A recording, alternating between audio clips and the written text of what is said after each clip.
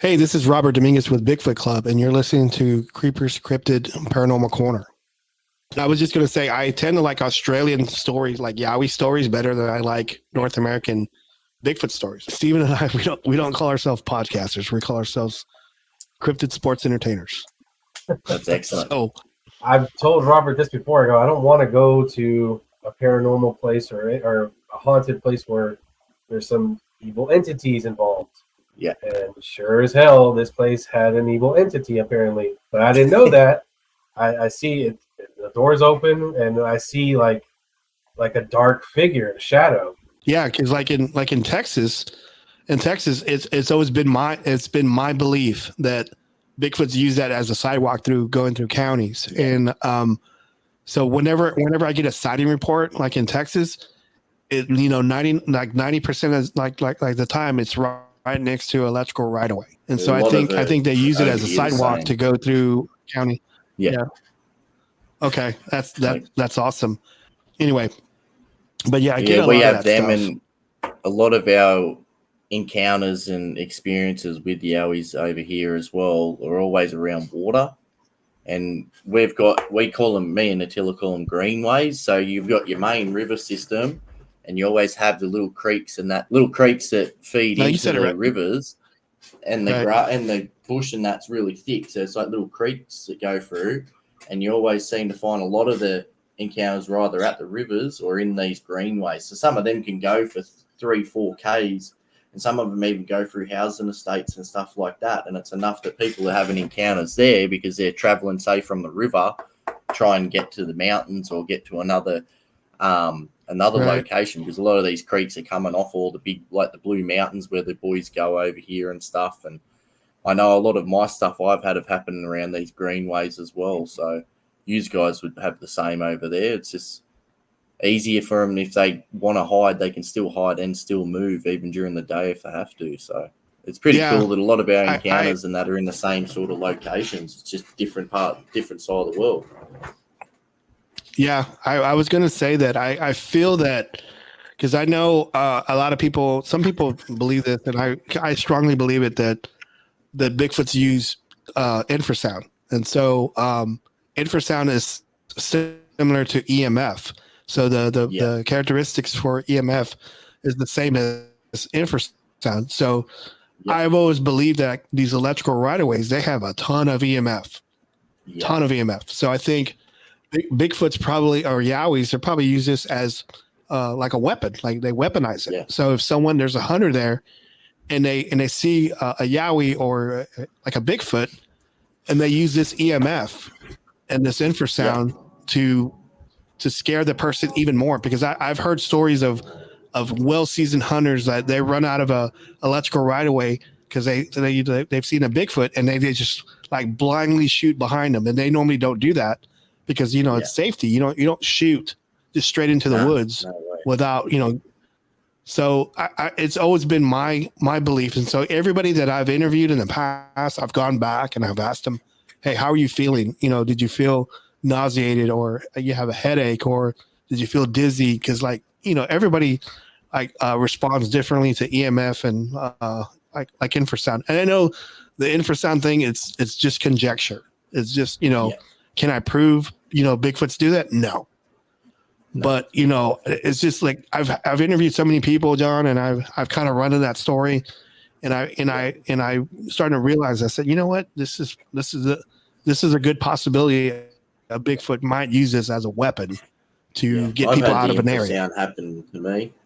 I would have told that when I was on your podcast. Yeah, I had the infrasound with the ringing in my ears and couldn't speak and stuff. Mm-hmm. If they go there, if they can do that sort of stuff, even it'd be sort of like they supercharge themselves too. They could be like, it's like they're charging themselves up for like one of them dodgy Tesla cars. Doesn't take as long. Or Dragon Ball Z. Yeah, that's it. Sensor beams. Yeah. Sensor beams. Yeah. I could use one of those right now. How good would that be? That was the other show that I grew up on as a kid too. Yep. Same here. Dragon Ball Z. Every morning before school, I had 7:00 was Pokemon, 7:30 Digimon, and 8:00 was Dragon Ball Z, and my bus went at 8:30, so I had about 30 seconds to run from the house to the bus. Oh, I had to watch all three every day, every morning. see, that was different over here because they would play it after school. Yeah, So right. it would show. They were terrible shows here. Yeah, so at 4 p.m. they would show it, and we would get off at 3:30, and we'd have 30 minutes to hurry up and get home. And some people say, "Hey man, you want to come over and hang out?" No, man, are we gonna watch Dragon Ball Z? No, okay, well I gotta go home and watch Dragon Ball Z, man. Yeah, that's it. It is the best. Yeah, I haven't watched it, but apparently they made more. Oh yeah, there's Dragon Ball Super or whatever. Yeah, Dragon Ball Super, and yeah, it's just. I know they did the GT and that, but I didn't know about the Super. I'll have to have a look for it and try and find it. Yeah, there's like I think over 200 episodes already. Yeah, right. That's awesome. Yeah, so yeah, I can't wait for the day. I want to buy the DVD box set of all the Dragon Ball Z, and I can't wait for the day when my son's old enough to make him sit down and watch it with me. Yep. That's the dream. I'm waiting for my boys to appreciate it and get a little bit older, and then I'll start playing that for them because I have the first two sagas on Blu-ray, so I still gotta collect the rest of it. Yeah. So yeah. With doing your podcast and that, what's probably the best episode you've done? Like, what's the one that stands out for you the most? Probably the one that stands out the most. I know, Steven. I know you know what I'm talking about. What I'm thinking about, right, Steven? Yeah. There's this one story, because we've done it on our podcast. There's one story of this lady. Her name is Deborah Thornton, and it was in East Texas. I think this is my favorite. And she had a story of this was Deborah Thornton. She was this was in the 60s. And it was in East Texas, and it's It's in an area where there's a lake there now, so we couldn't go back and look at it. But she was traveling down the road, and I'll try to say as fast as I can. Her boyfriend, it was a truck. Her boyfriend got a flat tire, and they were probably like maybe 2 miles from like town. So he didn't have a spare, so he had to walk back into town. And so she decided to stay there and like sleep in the cab of the truck, and she was awoken by a big hairy arm sticking its arm through the window of the driver's side and was grabbing her ankle and trying to pull her out. And she had her other foot on the door, and she said all she could see was a big hairy arm and a big penis. And so and she said it was erect, and it was I go, what color was it? And she said it was like brown. Brown, pink. It was spotty. It had like pink and brown stuff on it. And she said she talked about its nipples, talked about its belly button, and she described the colors to the T. And she said she had a Coke bottle, and so she was, this was in the 60s, so that was a glass Coke bottle. And so she grabbed it and started hitting its arm. And eventually these two other Bigfoot, like up the road, she could see through the windshield. They came out of the woods and onto the road, and one of them was like pregnant, and they were screaming at the male, and so he let her go, and then all three of them walked back into the woods, and so we interviewed her for like 4 hours, and we had like 300 questions, and some of them were kind of redundant. And John, many questions. she never veered from her story. It's the same story, and there would have been so many questions. Yeah, so we asked her a bunch of questions about it and stuff. So, and when we interviewed her, she was like in her 70s already, and so, and so she was a tough lady. She had like a big body jumpsuit on, where she would just zip it up, and she had like a 38 inside her bra. She just had it inside her, tucked in her bra, and so she's a tough lady. And so we had that story, and then the other story was. It's probably like in the late 90s. This is when we had just formed the Texas Bigfoot Research Center. We had a hotline, and people would call it. And so I think I answered it one time, and I had Luke Gross, my mentor. We're on this conference call, and it was a lady from Kentucky, and she said that she lived in this holler, and that they call the woods in Kentucky hollers. They call like you would say the bush. They call the woods hollers. So Yep. She said she was in this holler, and then she had this house or shack at the end of this bottom of this mountain. And she said that Bigfoot wanted to come down and have sex with her. And I said, well, how did you know that? And she said, well, I could see his glowing penis and it was bouncing as it coming down the mountain. and I turned and I looked to Luke Gross and I said, is that possible? Is that possible? He says, well, Bob, there's some phosphorescence. I'm trying to do Luke's voice.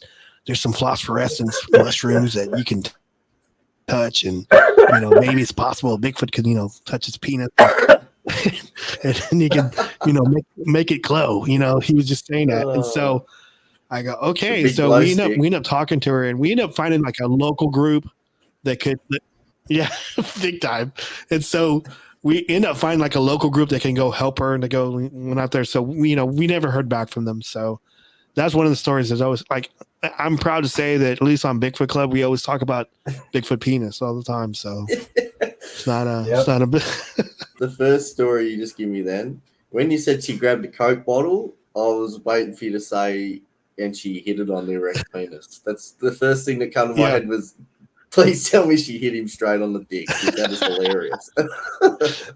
that would have been a bad day for him. That would have been probably more. That would have been more productive, I think. Yeah. Because he would have just bent his knees and ran off or something.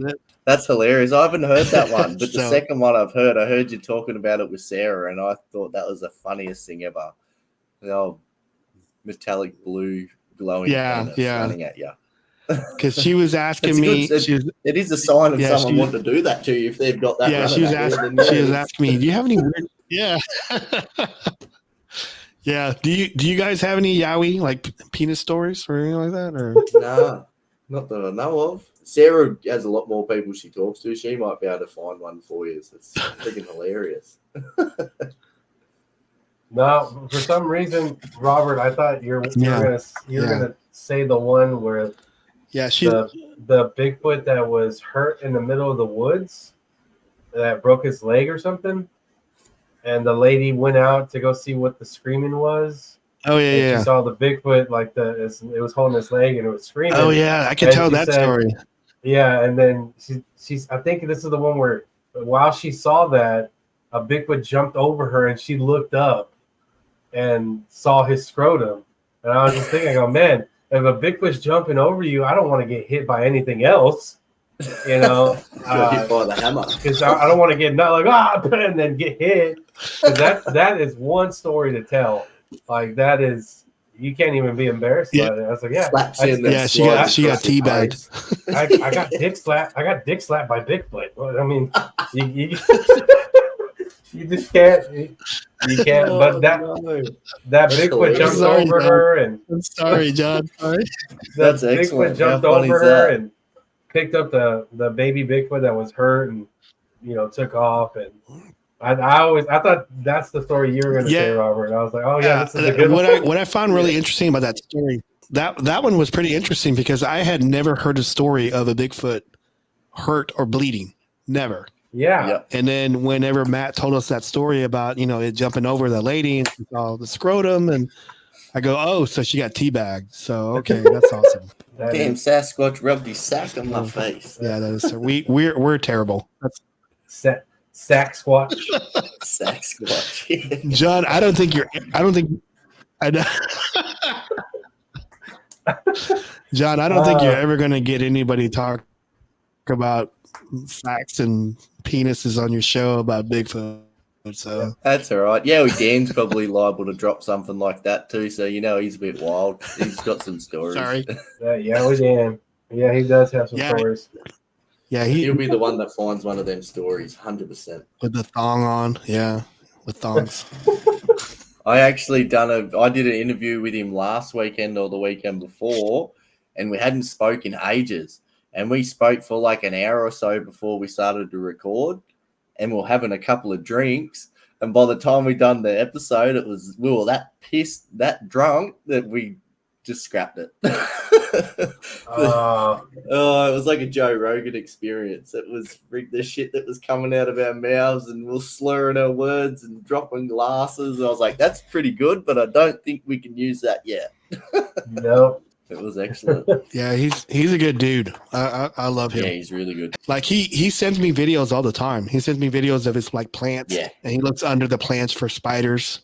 And he Yeah. shows me like under the plants. He goes, look, Bob. And he'll show me like, videos of his plants. And I asked him about spiders, and he'll look everywhere for spiders. He'll send me like 10 videos that he's looking for a video. Yeah. I mean, for spiders on his video. I hate spiders. Give me a brown snake that can kill you in 30 minutes any day. Keep spiders away from me. I can't do neither. So I don't know why. Australians are so like nonchalant. Like, well, you're the first Australian to say, "Oh, spiders." Yeah, I'm scared of them. But other people are like, I think it was when I was a kid. We've got these white tip spiders in Australia, and they only really affect you if you're allergic to them. And if you're allergic to them, say you get bitten on the arm, you get like that necrosis or whatever. So all the meat around it eats away and falls apart. And like you got to have all this medication and that. But every year around the same time, that same spot will eat away and fall apart again. It's like every year, nearly to the day it happens. Yeah. So we had one of them in the house, and I've come out to the kitchen, and it dropped off the roof and landed on my head. That's scary. And my mum and my nan were there, and they both crash tackled me to the ground and belt the absolute piss out of me trying to get this spider off me. So I think that's what it is. I think it's more I've got PTSD when I see spiders. I think nan and mum beating the shit out of me again trying to get that spider. You said if it bites you and if it bits your head, that's really, really close to But the way they tackled me to the ground and bashed me up trying to get this spider off me, I think that's why I hate spiders so much now, because every time I see a spider, I'm like, no, mummy, don't hit me. Yeah, that's PTSD right there. That's classic PTSD. Yeah, no, I hear you on that. Might call it a day for now. Can you guys just let everyone know where they can find you? The Twitch, I plan on returning. I'm just trying to get everything set up. But yeah, no, it's one of those things where I'm in a hiatus from it, and I'm trying to come back and do the perfect time. I haven't really figured that out yet, but yeah, no, I do still have my Twitch. If you want to follow, subscribe. Yeah, I'll put it in the links and that for everyone anyway. So yeah, appreciate it. And if not, they can still look up stuff. So they can find us at www.bigfootclubpodcast.com. And then if they want to look for us on social media, we're at Bigfoot Club, the number 1. And that's all social media. And if they want to email us, that's at bigfootclub1@gmail.com. That's awesome, guys. I love you on your social media, or your little memes and that you make up too. They're crackers. You do a good job with them. Thank you so much. That's all, Robert. Yeah, I work really hard on those, man. Yeah, they're awesome. Like, always a lot of work. I got it. We're a point where Facebook is now paying me now. Oh, really? That's awesome. How good's that? Thanks heaps for coming on and telling us about what you've experienced and tell us about the podcast, and we'll do it again soon. But hope you guys enjoyed it. It wasn't too rough. No, it wasn't. Appreciate it, John. No. Thanks for that. I'll talk to you in a bit.